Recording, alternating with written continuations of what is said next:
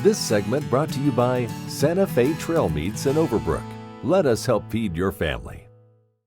I'm Brityne Rucker, and this is Ag AM in Kansas. The United States Department of Agriculture has announced further details about the Corona Food Assistance Program, or more known as CFAP, which will provide $16 billion in direct economic relief payments to farmers and ranchers suffering the market impacts of COVID-19 pandemic.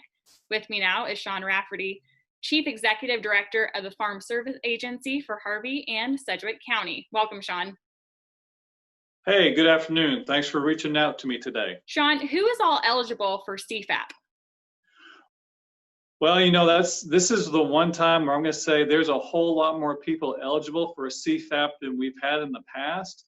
Pretty much, we're going to look at a couple different categories, but anybody who has ownership in grain, where they still owned it as of January 15th of 2020, and pretty much any of our main livestock producers are going to be eligible to apply as well.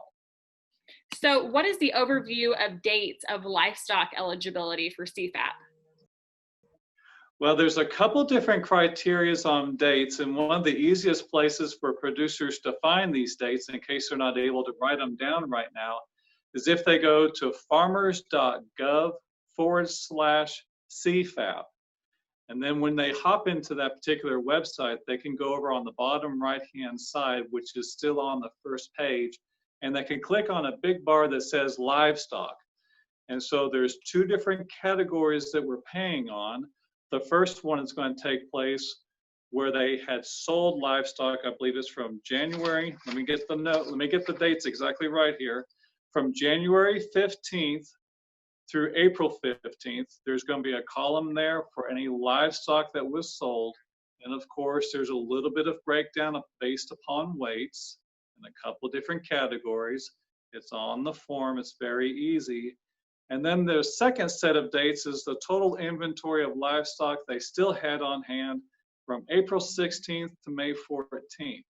Now, the beautiful thing about that website is if they go there and they click on these links, there's actually a calculator that walks them through this process.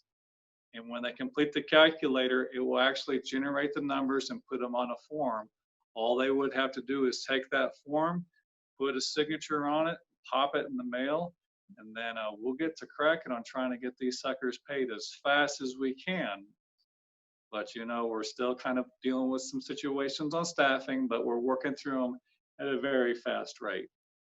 Now that is the same on the crop producer side as well. That is the same thing on the crop side. Now there's a different date. They're looking at ownership on crops as of January the 15th.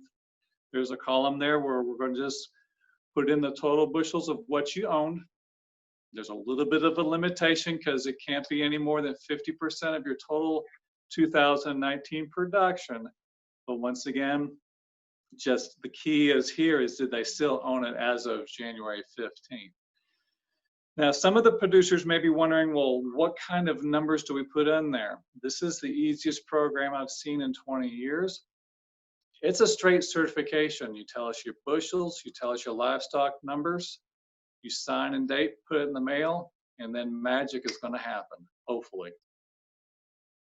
Now, how is the FSA handling the sign up of CFAP with all these COVID restrictions? Okay, so that's a really big challenge for us right now, and that's why early on I recommended that our producers go to the farmers.gov webpage.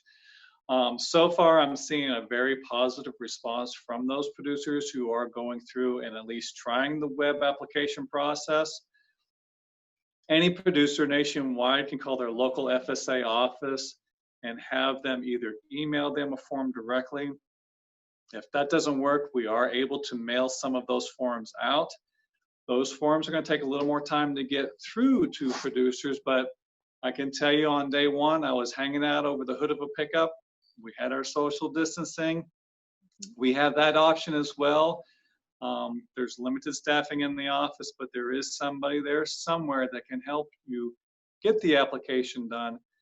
We'll do it by the phone, but if eyeball to eyeball, safe distancing, we can do that as well. Absolutely.